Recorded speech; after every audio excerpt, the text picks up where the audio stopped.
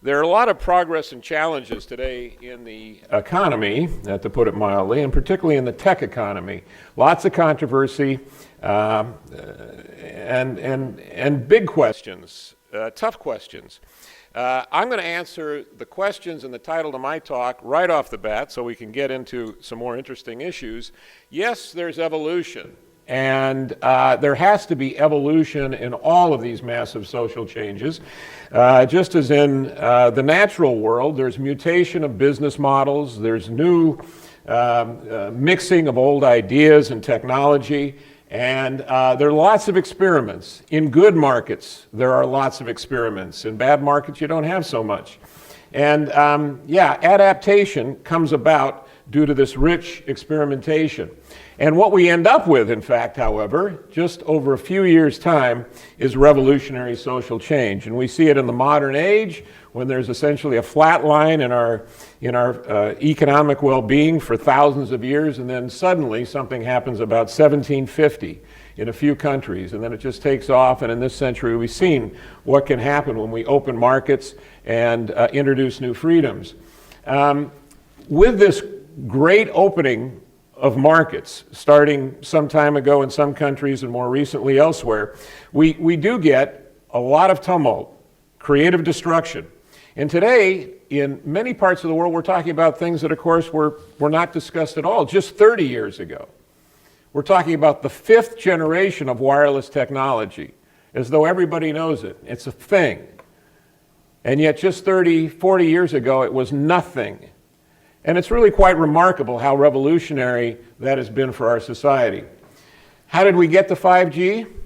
A lot of my talk will be about going from 0 to 1G and how what we've learned over that recent history is so important to us today. There's a lot of economics here, and certainly there's a lot of politics. And in fact, my book has a title that I had to fight with Yale University Press over, The Political Spectrum, Radio Spectrum, which we'll talk a little bit about tonight.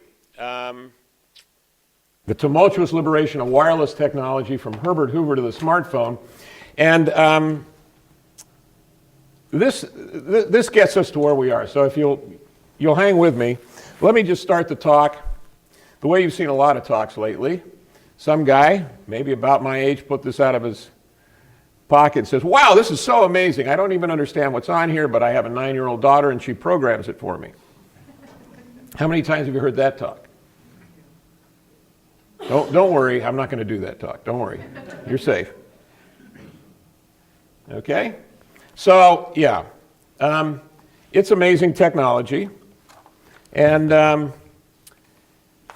I'm here to tell you it's not really about the technology. We got the technology when the political and regulatory structures changed, when a new thinking and really a fundamental liberalization kicked in. And I'm going to tell you the story in the context mostly of the United States, but I guarantee you that everything I'm saying about the general thrust and trend and even the law takes place in almost every country on the planet. I'm not going to speak for North Korea. But outside of that, this is a US story, it's an Australian story, it's a Moldavian story. And I'm going to ask you a question. When was this technology invented? The technology in your pocket. What year? What place? Australia. That's actually a good guess. No, it came from New Jersey, like all great technology. Thank you for laughing at American jokes. So, in a bilingual talk like this, I'm American, you're Australian, I have to be careful about telling these jokes. But I hope they translate. So I can give you the day. Nobody wants to guess? 1982. Who? 1982. 1982, good guess. By 1982, things were finally moving, but here's the date. And I give you July 28, 1945, because the most popular magazine in America had a story with the chairman of the regulatory agency in the United States, which introduced the concept of cellular technology. Now, cells, like in biology, in a wireless system, reuse, they're little like honeycombs, and in each little cell, instead of having to use one frequency throughout an entire marketplace, you just subdivide, and you can get more and more capacity reusing the same bandwidth in smaller and smaller cells. So instead of having this radio communicate to Perth, it communicates 1,000 meters or 5,000 meters. Okay? So you get to reuse all the bandwidth, and that means your capacity goes up. Some might say infinitely, but that's not really true because it costs more and more and more to have those smaller and smaller cells. And of course, you know that as every 8-year-old child knows, it has to get to the base station to make a connection. And sometimes you can get farther away. But your phones are smart too. They know that if it goes farther away, it has to use more power and so forth. Your cell phone checks at least 1,500 times a second to make sure it's using the lowest power level, by the way, to get to that base station. It's an amazing device. And I'm going to get to some of that amazement in a minute. But this is where it happens. July 28, 1945, Americans find out about a brand new technology invented at Bell Labs, AT&T's facility in New Jersey. And the chairman of the FCC, Federal Communications Commission, writes in the Saturday Evening Post that the licenses will be easy. They'll be out in a couple of years, and then we'll have this great technology, and people will be able to use it in a way that's just spectacular. When their car breaks down, they can just call and get it fixed. So it was a different day and age, so the woman's stuck, and she says, you can tell your troubles to the state police or your favorite garage, or, if it's just a flat tire, to your husband. Fortunately, the husbands don't have to change the tires anymore. Or do they? I don't know. So that's how long it took to get them. Not 2 years. 39 years. 39 years to the day. That's interesting. That's the opening of the 1984 Olympics in Los Angeles, and that's when the first cellular system there were a couple of little outliers here, but in the United States and any major country went into general operation. July 28th, 1984. It took 39 years. 39 years to get a technology that has changed the world. And why was that? We're going to talk about that. So, we're talking about wireless. This is communications that travels through the atmosphere. In fact, it goes through dead space. And, you know, it seems like a magic trick, and Einstein's quoted for a lot of things. And Einstein's quoted, incorrectly, but he is quoted as saying, the telegraph is like a long cat. You pull its tail in Los Angeles, and it meows in New York City. Wireless is like... wireless is the same, except there is no cat. So you'll see that actually cited in a lot of scholarly articles. And whenever you see it cited, by the way, just smile to yourself. Einstein didn't say it. But it is a magic trick. In fact, in 1930, the Supreme Court of the United States, the Chief Justice, William Howard Taft, said he hoped that the court didn't get any wireless cases because he didn't want his justices having to plow in and through the law of the occult. This was an educated, very educated man saying it just seemed too weird as late as 1930. But even today it seems funny that we should be able to just go through dead space and send signals all over the place. And our whole lives run off of these, as we know. We know the possibilities now. At any rate, this device uses radio spectrum. Used to be called the ether. The original idea was there's some gaseous substance out there the signals had to go through. It turns out, no, you don't need that. It's just an invisible resource. And the more bandwidth you have, the more frequency space you have, the more communications you can do. And if you don't have as much, the signals might plow into each other and have some difficulty or conflict. It works the same way all over the planet. In fact, it works the same way without having a planet. Okay, so it's just a resource for how you send these signals through space. Now, when the radios come out, they're sold in pairs. They go back and forth, point to point, and they're a great resource, and they're used for things like ship-to-shore radio, but there wasn't much conflict. There was no question about who owned the radio spaces. It never came up because there weren't enough radios to create a conflict. So you see this in history, in society in general. New resources are discovered, like the radio spectrum, and they become fantastically valuable, but at first there is no value. There's no social conflict. There's no scarcity. So they're just used, nothing happens. And in fact, the problem early on was that there weren't enough radios out there. And so in 1912, when a major ship called the Titanic, you may have heard of it, sinks in the North Atlantic, it sends out a signal, an SOS, and the nearest ship doesn't hear it because their radio operator had gone to bed about 10 minutes before, and hundreds of people die as a result. So the real conflict, this is a very famous tragedy, and there was a famous young Italian American was lost, famously, Leonardo DiCaprio. I'm still sad about that. Very, very tragic. But maybe if the radio operator had been on the Californian, it would have gotten over there and not have to wait for the Carpathia to come the next morning. So anyway, this actually provokes a 1912 statute in the United States. The Radio Act, 1912, says every ship of a certain size has to have 24/7 full-time radio operator for safety reasons. And in fact, it creates a little rule that's just sort of in the background about the Department of Commerce assigning some licenses, and that'll come into play in just a minute here. But there's no problem, there's no conflict with using radio space, not yet, not even during World War I. And then an innovation happens. And again, this is just classic economic history. Something is valuable, it's not really discovered to be valuable, and there's no conflict, there's no scarcity. People are using radio waves for all that they can figure out to do with them. And there's no reason for regulatory intervention or property rights. But something happens. And what happens is something great that causes a problem. And the something great was the invention of broadcasting. Broadcasting is an agricultural term.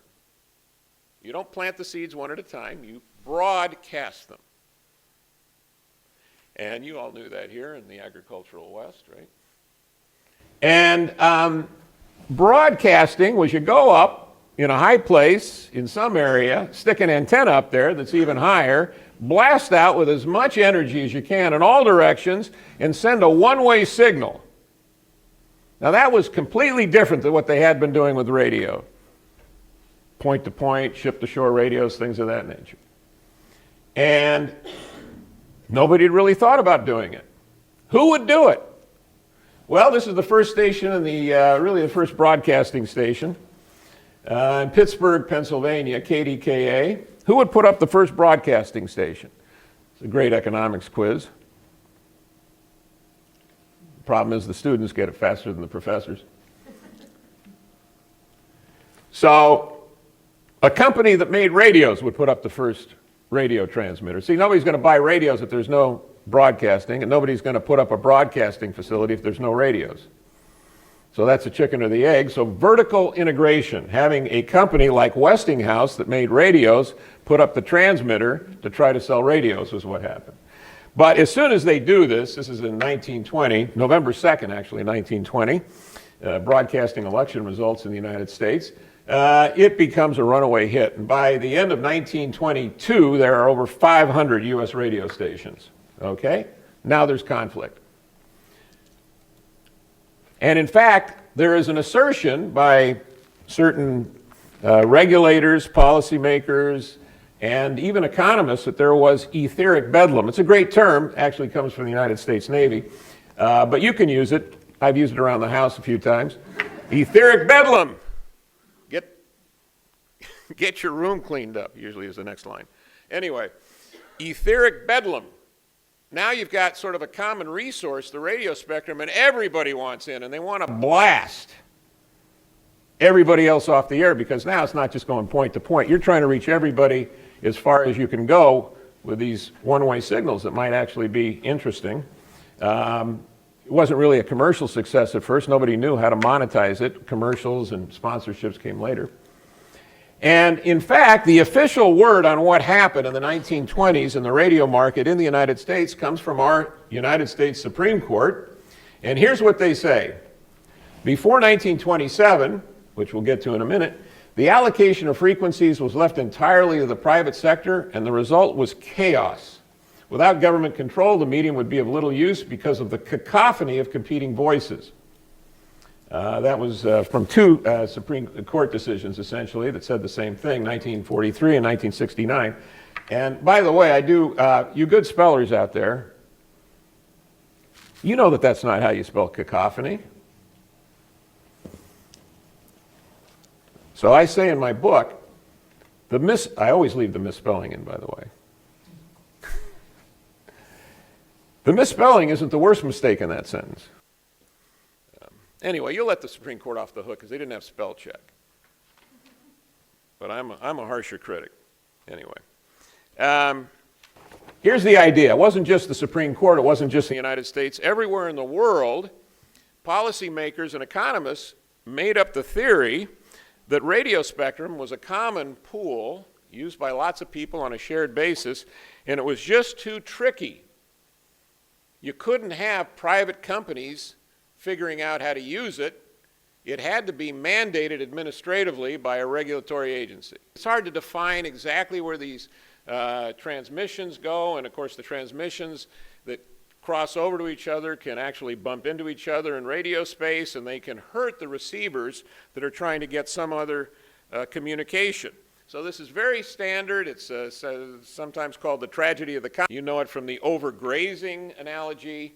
If nobody owns the pasture, everybody with a cow wants to send them in to graze. There's a market failure. The Department of Commerce got to authorize licensed use so as to minimize interference. And now that concept is a very simple concept out of British common law. And that is to say, if any party discovers how to use some new resource, and they do use it productively and offer service to the public, they actually acquire a property right to enforce against other parties that might encroach. The first government report on this says, for 6 years we have had orderly development under first come, first serve. And so by 1925, if you want to impress her, buy a radio. Or the social addiction, the social media addiction by next year. This is just perfect. This looks so contemporary, doesn't it? Who was not satisfied? Two basic parties formed a coalition. The regulators, including Hoover, again, a very knowledgeable and one of the first graduates of Stanford University, may have had an incredible career in the private sector as the CEO of an international engineering firm, and became famous in 1819, where he headed the Belgian relief effort after World War I, saved millions of lives starving in Europe after the war, and he was quite a remarkable individual. He also strategically sought to have more discretion over not traffic cop, that stuff he said was easy, who got to broadcast and what they said, what was the content. Okay, and that was the regulatory interest. At the same time, incumbent radio stations wanted regulation. They did not want the common law rules to allow new entry. And there was a coalition, incumbent radio stations, incumbent regulators. And so, on a particular day, July 9th, 1926, the Department of Commerce issued a statement: it will not enforce rights. It claimed it didn't have the ability to do that under the law. That's questionable at that point. The contemporary law review articles called it the period of the breakdown of the law. There had been law. The Supreme Court was wrong. It is not chaos, not etheric bedlam. There had been law. Now it was being suspended. Entry was allowed freely. There were no rules. You could wave jump. In fact, I'll put that. these are the phrases at the time: wave jumping, pirates, trespassing. So the property notion was out there, the property rights had ruled, everything had been orderly. Now the government withdrew the enforcement of those rules, and sure, without the enforcement, if you can't enforce the right to your car, your house, your financial assets, you're going to have a lot of problems enforcing those rules, and there's going to be a lot of chaos. And there was. And now you got a problem. No enforcement. There was one court case during this breakdown period. In late 1926, a station owned by the Chicago Tribune in Chicago, WGN. WGN was the radio station that they owned, and WGN stands for World's Greatest Newspaper, still the motto of the Chicago Tribune. And so here you see it, 1926, November 18th, court fixes radio rights on air. In fact, WGN asserted a right against a trespasser. A station had moved too close, and WGN actually won a property right under Illinois state law. And that was all common law. A wonderful opinion. I also like the fact, if you go back 100 years in a Chicago newspaper, the headline, the top headline, is about somebody going to jail who works for the local government. Anyway, this was out of Prohibition, by the way. It's just a great accidental headline. But that was interesting. And in fact, the idea that there was now going to be a new property regime enforced at law motivated the political world to act fast. They've been actually trying to get a political law with political discretion over who got to broadcast and what they said. That had been stalled for several years. Hoover tried to get this legislation passed, actually. And he was complaining. He said, people say, well, the market's working so well, why do we need anything? Well, now the new crisis was here. And there was fast action. And so by February of 1927, we got the Radio Act. And this is the front page of the New York Times. President signs the Radio Control Bill.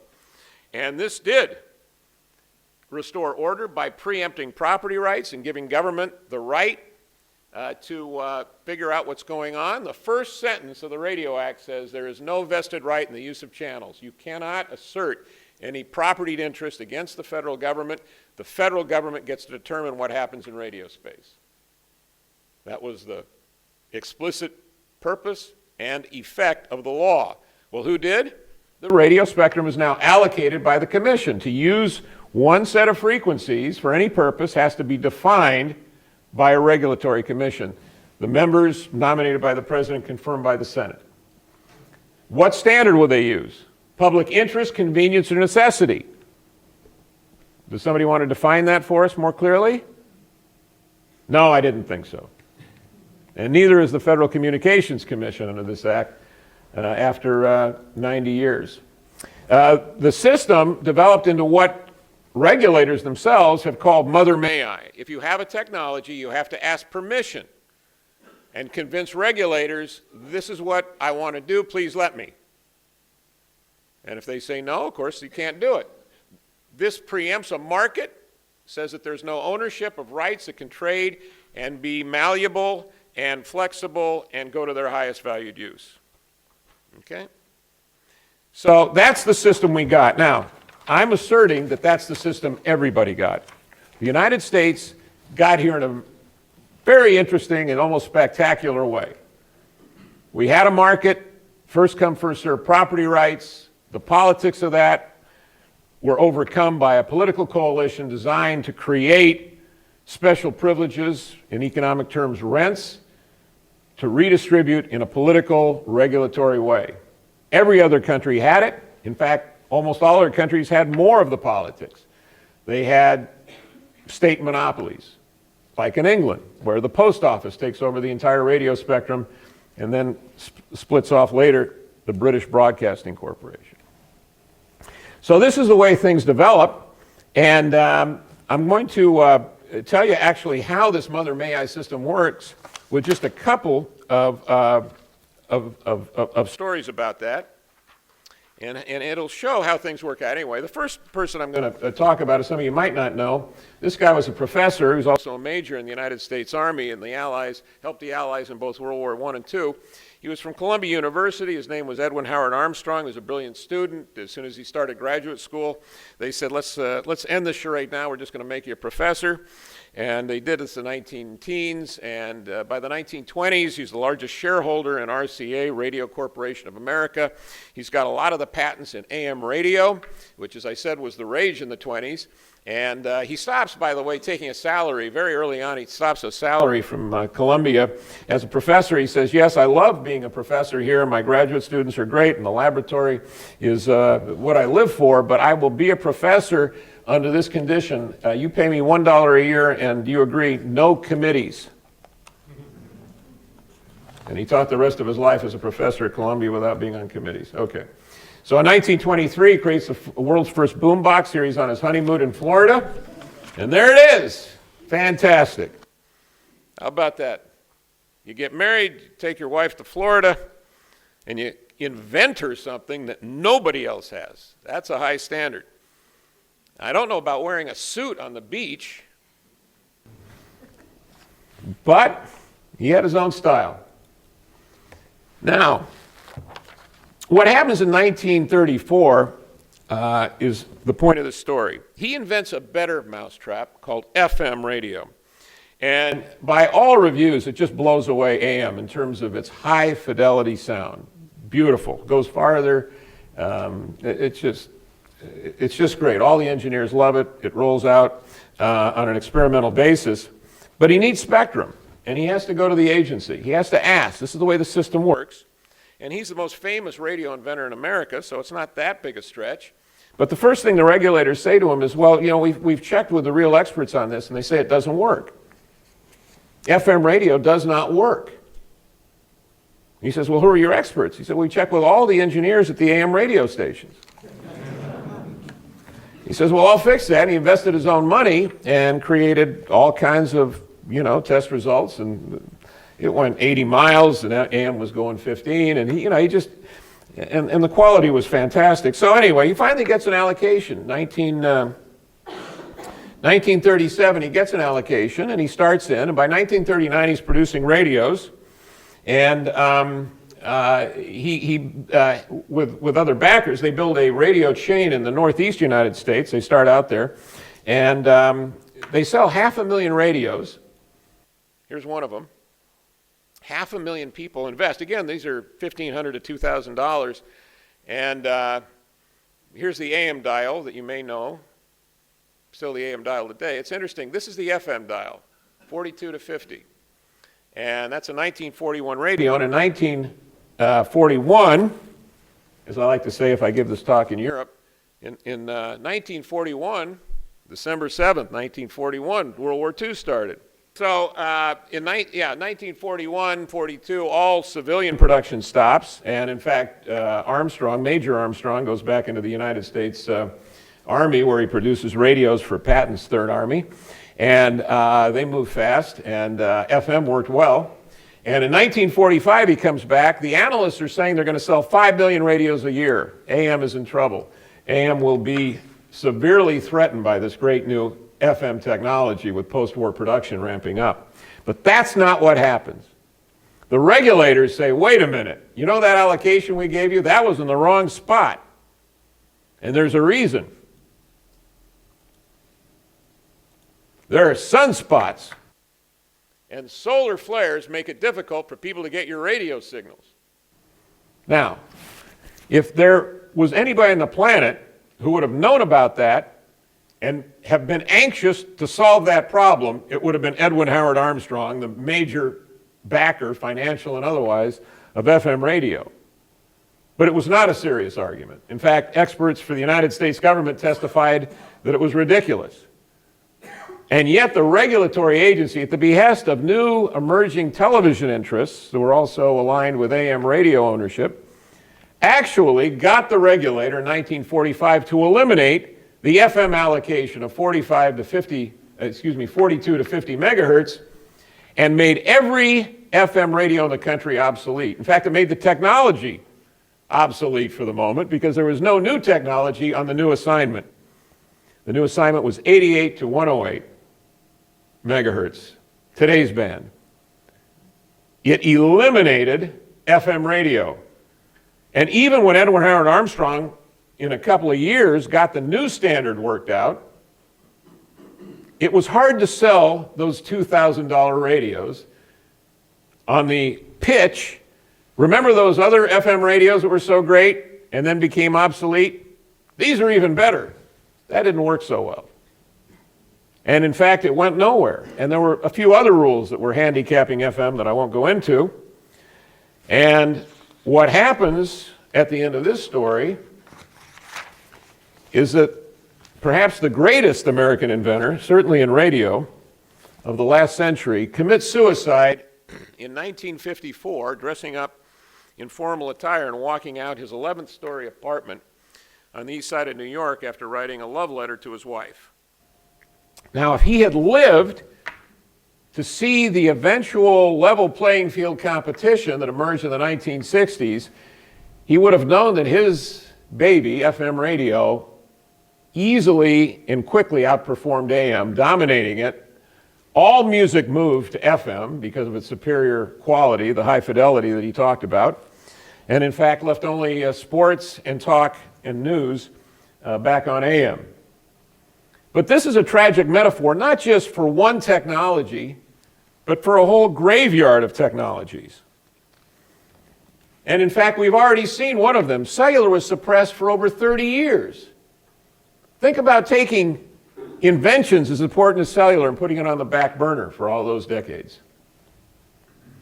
When in fact, a new technology came to compete with broadcast television, that was suppressed. And in fact, the broadcast competition that we got, allocating 81 channels in every market in America for over-the-air TV, then the regulators only allocated enough licenses to have 3 national networks. As I said, this was somewhat progressive because most countries had monopolies, state monopolies. We had 3 private competitors. But it was a mockery for what could happen. And these invoked huge losses to economic growth and, in fact, technological innovation. So that's what happens under Mother May I. Now, there was somebody paying attention, and he was an economist, Ronald Coase. And he actually saw a very interesting logic. Every great wireless innovation has 2 features. 1, it creates new opportunities for communications. 2, it may conflict with other things. And the question is not to eliminate interference. By God, that would eliminate everything. It's how to conduct the cost-benefit test. Is the new stuff more valuable than the interference you give up? When you block new stuff from coming in because you're protecting the existing communications, you're not eliminating interference, you're creating a new interference. You're interfering with the new to protect the old. And somehow that was revolutionary at the time. And in fact, Coase wanted more than just to say how we do the cost-benefit analysis. He wanted a social answer. In other words, come up with some kind of an institution, like private property, ownership. It seemed to him so obvious that if you had private owners, that they would be incentivized to figure out the highest valued use for their property. And so he suggested the idea. We have frequency ownership. And just have a competitive marketplace in wireless, in spectrum. He actually presented the idea to regulators. This is back in 1959 now. And the first question by a commissioner of the Federal Communications Commission was, is this all a big joke? But of course, over time, and with the experience gained from actual markets in actual practice, liberalization not only came in, it performed miracles related to what had happened. We originally thought mobile at best would be a natural monopoly. That's a regulatory decision made by the US government in 1970. But as things developed and evolved in the US and again around the world, everywhere, carriers competing, not just state monopolies, not just one private monopoly, but multiple private companies given de facto ownership of radio frequencies have been allowed to choose technologies and create their own networks and come up with new business plans, different models. We've even licensed radio spectrum rights, and countries like Australia have been among the leaders in some of this liberalization. And I do commend Australia for what it did in the 1990s on this. And we have reached a place, again, around the world, in one form or another, sometimes more, sometimes less, but there's de facto private ownership of these radio waves that has revolutionized the use of wireless. Not having to ask permission to use a radio space to do something different. That's made all the difference. Interference is now actually handled by the market. And this is how that works. Fast forward to 2005. Edwin Howard Armstrong's long gone. Ronald Coase was still around. Good for him. By the way, there's a lesson there. If you have an idea and you think it's a good one, and other people don't, wait a while. And don't walk out of that apartment on the 11th floor. Ronald Coase lived to be 102. They did laugh at him as being hopelessly naive about how that market worked. And by the time he was done, he had not only collected a Nobel Prize, he had seen the world change on his idea. Property rights and radio spectrum. That's pretty good. So here's the guy who's thinking about radio in 2005, and I don't even have to write his name up here. And he needs spectrum, but he doesn't have to go to the government. Who did he go to? He went to the carriers, first in the United States. The first carrier was Verizon. They didn't work a deal. Then Sprint. They didn't work a deal. Then AT&T showed up and gave a huge chunk of its equity to Apple for the privilege of hosting the iPhone in 2007. Now let me just back up for half a second. I said the market in radio spectrum was open. That is to say, an inventor did not have to ask Mother May I to get access to radio waves, and these are valueless without the right to access radio waves, but got to go to a competitive firm in the mobile market in the United States, and then every market, and make a deal. And when they negotiated the price, how much would Apple pay to get access to radio waves for its Apple iPhone customers? The price was negative, meaning AT&T paid Apple, and they paid them a lot. And you've noticed, because you see what kind of a company in terms of valuation Apple is today, and about 70% of it is the iPhone. What happens after that, and after the iconic invention of the 21st century, the iconic consumer invention hits the market, a beautiful, beautiful phone. And by the way, there are some similarities between Jobs and Trump. There's no question. A beautiful phone. Something happens that nobody anticipated. Entire new universes opened up with ecosystems that were extremely complex. There are over 1 million applications available today in the Apple App Store. And you say, well, that's nothing. There are over 1 million applications in the competing ecosystem called Google Play, which is exactly correct. A competitive reaction to the Apple platform. But what I'm going to point out to you, remembering the 1920s and the idea that there was market failure because the markets couldn't handle all this interference between AM radio stations? Are you kidding me? We share spectrum, millions of us. In fact, I shared some of your spectrum when I got off the plane in Brisbane this week. And through contract, a contract so subtle I had no idea who was going to open up on my phone, I shared some of your Australian airwaves through Optus or Telstra or Vodafone, and I have had to switch carriers, by the way, which AT&T allows me to do, to get a signal. But these are shared resources, common pool, tragedy of the commons, according to the conventional wisdom. And yet the only way it works is because of liberalization of the property rights. Okay? So think about this. Think about this complexity. You're sitting next to somebody who's on Facebook, and you're listening to Pandora, and playing Angry Birds, and checking your blood pressure, and then the person next to you has got a map app going, and the guy behind you has got a movie playing, and somebody's downloading a Kindle book, and there's another Kindle book, and the dog tracker walks past, and then that gal's watching a cat video and sending out tweets. Every application interferes with every other one. Millions of them. And how is it handled? You want the regulatory agency that didn't figure out that FM worked, that thought there were sunspots and required moving the entire band. By the way, what did they move it for? What did they ever put in there? Well, they also had a story at the regulator that they're going to put in TV Channel 1.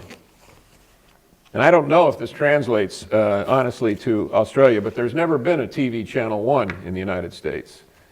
44 through 50 megahertz on the dial. And they just made a sort of a place mark and an excuse for what they were going to do with it.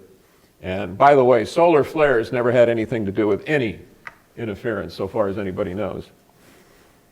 So this kind of coordination can't take place through the administrative process, only by loosening up and having competitors. You say, well, Vodafone's not that smart, AT&T's not that smart. No, but they use the market, and they certainly have access to technology. It's all about market bids, coordination, and contract. And yes, there are thousands of companies in this space, and they provide technology, and they provide apps, and they are software developers, and certainly they are tower companies, and they are infrastructure makers, and they're pure technology plays. And whole new sectors are now created only because we have this liberalization. So here are two right now. Here are two companies in a whole new sector that couldn't exist except for liberalization of radio spectrum. Nobody ever talks about that. In fact, Uber and Lyft don't talk about it. They just ride on it. That's the sign of success. When it's so obvious, nobody even thinks about it. No etheric bedlam here. I can borrow spectrum from any of your carriers. It's easy by contract. This is a revolutionary development, and it really is quite mundane. But I ask you to think about the productivity that this has enabled. Okay, we'll get to some of the other side of it, but not too much. Innovation has exploded. It is a different world. And in fact, crime rates are lower with wireless. Drunk driving fatalities are down with Uber. There are all ranges of social improvement that are able to take place. And of course, I'm rooting every day for better innovations in mobile health because we sleep with these computers 24/7. And there's no reason not to be doing more monitoring. You're worried about your privacy? I'm worried about my lack of intimacy with my phone. I want them to tell me more. I want my software to tell me more about what I should be doing and what my doctor should know. And believe me, we're heading there. You can opt out. I hope you can. But you're not going to want to because the innovation is worth a lot. So it is interesting. We topped out at about 1.2 billion fixed telephone lines some years ago. And obviously, most of the world's population did not have access to a telephone. Now that's over. And there's 6 billion people using shared spectrum. The chaos, the bedlam, no. 6 billion people connected to the world. And that's 6 billion cell phones, 6 billion subscribers to cell phones, more than have toothbrushes. 10 years ago, the New York Times asked, can the cell phone help end global poverty? Well, yes, it is helping. And there have been very nice documentation of the advantage to Indian fishermen to get better markets for their catch, and certainly safety, health. The applications go on, particularly as we go forward in industrial processes and in communications and, in fact, in environmental savings to coordinate and make more efficient everything we do. And that brings us to the fifth generation, because all these transitions from the first generation, which was analog cellular, we talked about coming in the United States in 1984, and here we are just 35 years later. These upgrades from 2G, which was digital voice, and 3G, which was broadband, digital broadband, and then of course 4G, just faster and better, and 5G is just faster and better. There's lower latency, you can do gaming, you can do telemedicine, distant medicine, with very little lag, and just very little lag to help all of us use the internet without, swearing so much. Faster and better, an order of magnitude, maybe 2 orders of magnitude faster and better. These are just up the quality curve and, in fact, up the supply curve. It is going to cost. And it does cost more for all these additional base stations. 5G is much more localized. You might have a cell phone in every home soon. Hopefully we will, because that'll just give us great bandwidth and we can do a lot more.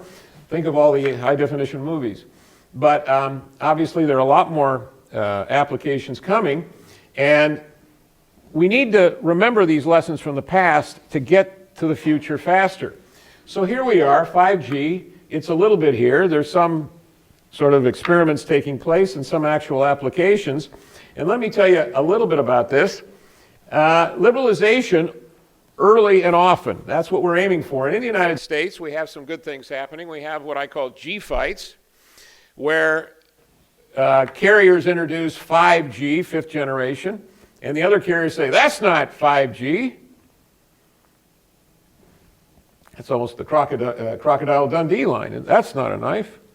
So I like this. Why? Because it used to be that regulators, and some regulators in Europe still do it this way, you have to have a 5G license to do 5G services. Makes no sense. It's a restriction. You want flexibility. You want the carriers to invest early and often, experiment, do what they want. The frequencies they were using are very, very high frequencies. Were thought to be useless until the 1990s. Then new technology came in. They tried to do high bandwidth applications for companies like stockbrokers and firms that had high bandwidth applications they wanted to do. Turned out not so well. Some satellite frequencies that are being sort of rejiggered at the behest of the satellite licensees. The companies like Intelsat want to use their spectrum for more productive purposes, including 5G now, and that's something that's doing well in the United States, but we haven't gotten there yet. But we've done some stuff really badly. Dirigiste trends, going back to the old regulatory system. And there's a band called 3.5 gigahertz. Again, you don't really need to know what it is, but it's good, fantastically valuable spectrum that really is right sitting there, not doing anything important right now. And countries around the world are making it available for 5G. And the faster this gets out with flexible property rights, competition with 3 or 4 carriers per market licensed, the better it's going to be. The United States has spent the last several years screwing this up. And we give out very fragmented, we don't have the plan yet because we're arguing about the plan, because it's very micromanaged, top down, very administratively heavy, not broad property rights, very little spectrum actually given out to the carriers on a property rights basis. And so what's happening is that there's a natural experiment between the United States and the rest of the world. And Australia is the rest of the world here. And what's happening right now is that many countries are out there doing the simple, straightforward, flexible use property rights approach to 3.5 gigahertz. And so countries like Ireland get in there, and in May of 2017, they got a big swath, 350 megahertz, that's a nice swath, of bandwidth, more than any US carrier has right now, any of the 4 competitors. And so it's a nice big increment. And they allowed the operators in the market to go ahead and bid on it, and they got it out, and it's available for use. Czech Republic, United Kingdom in 2018, South Korea, Spain. These are auctions being held. I don't care about the prices, high or low. I just want the spectrum out. Why? All the benefits to a rounding error are consumer surplus. And the price is paid, that's producer surplus, that's fine, the government gets the money. But the real thing is to get the resource, the airwaves in the market being used productively, and then churning out new great innovation on which the next Apple iPhone will rest. Anyway, Italy, Finland, Australia, in December got 125 out. It's doing some more. That's not the end of the story. So it could do better. Switzerland, Austria, Germany. The United States has done nothing except argue administratively. We plan to only have a small increment, less than any other country here. We have very highly fragmented licenses. That's not a typo. 21,000 licenses will be divvied up amongst 4 carriers according to the bids. We don't know when there's going to be an auction. It'll take at least for another couple of years to get those rules written. And that's a disaster. It turns out that when countries do just a simple path and they put out these broad, flexible use property rights and companies are allowed to buy them, what do? Well, they deploy 5G. That's how you get 5G, and they're already deploying actually in Switzerland. This was in February, but yeah, they said they were going to deploy, and now they're deployed. And we have a map that shows that. There's Switzerland. So this is 5G deployments internationally. We have deployments. Verizon is taking some of that very high millimeter wave bandwidth and deploying it in the Midwest of the United States. We have a little bit there. Where else?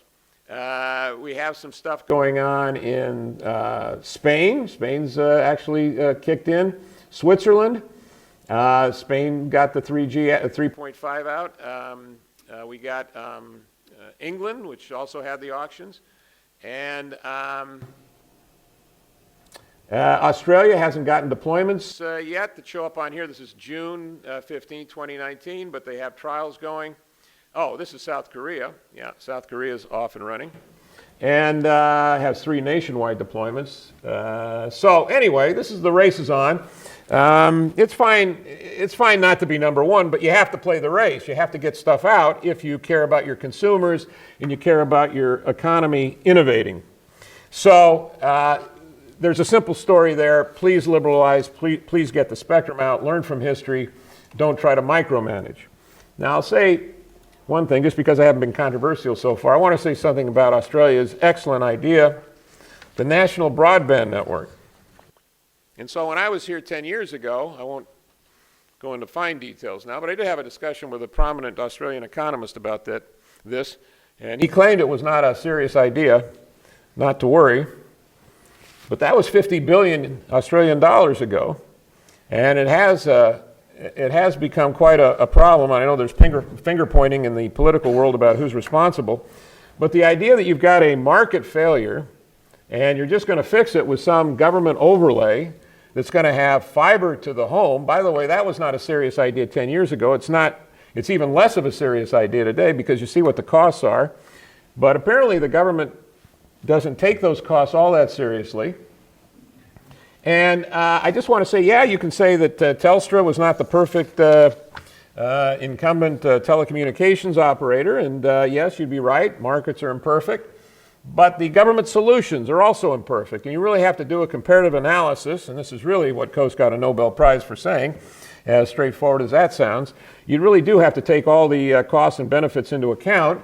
So this NBN, this very expensive national network, has been a big investment by the government of Australia to try to bring broadband forward in the country, and as well as I think the Australian government has done on spectrum policy. And I know this is not through the normal regulatory channels, it was legislative and so forth. But one way to check and see what your progress is here is to go to the OECD broadband rankings. These are not perfect, and I've been highly critical of some of them, but if you're just going to compare what happens before the deployments, this is just at the very beginning of the deployment of the National Broadband Network here, you can see that Switzerland's doing very well. This is the number of subscribers per 100 persons to fixed wired broadband. And Switzerland's high, and Turkey is low, And Australia is right there, just below the, ahead of Estonia, behind Austria, right there, below the OECD average. So this is what presumably is pushing Australia towards this big investment in a government-engineered wholesale network to try to, bring new competition and life to the market. We fast forward to the last rankings from about 6 months ago, and you see Australia has moved up to just about right where it was before. Okay, so that's the OECD average right next to Australia. Now, it might look like they moved up a little bit, but there are a couple of countries that were added at the bottom that makes it look like that. So, in terms of where the rest of the world has gone, it looks like you're treading water. If there were some other great benefits to site, speed, capacity, latency, which is, how quickly signals get back and forth, which is an important part of the network, that might be important as well, but I don't think that evidence is here, and would be surprised if it were forthcoming. So you got to be careful when you write the market off. Ways to make the market more competitive are sometimes well-intentioned and sometimes work, and I think the Kosian idea was a brilliant contribution to how you make those markets more competitive. Some of the other ideas lately, not so brilliant. So, with all this innovation, yes, we have gotten great technology, and I hope we get greater technology, but it's really pushed by the openness of markets. We're getting efficiencies in production in the economic system now. We're getting more entertainment than we ever bargained for. We're getting new systems, new sectors, new ecosystems.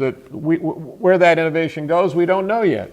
But we are getting economic growth, and we're getting, in fact, environmental gains. We're getting a range of really great things that are happening, and I'm very, very happy to say that it's not technology. The technology is a product of opening of the markets. What's not to like? We're going to get a lot of liberalization, and we have had pro-market reforms. They have given us innovation and science and free speech, which is an important component. And at the same time, we've gotten a lot of other things. And you all know about these, particularly if you have teenagers. New challenges all the time. We're still grappling with television family time, as a social phenomenon, and how to organize our lives around populism, that. Cyberbullying, loss of privacy. These are real problems. What I believe is that looking at the pattern and trying to recognize the trend, there are creative solutions. Our work is not done, and the liberalization that gave us these problems to begin with will lead us to the answer and to the next set of problems in the future. So thank you very, very much.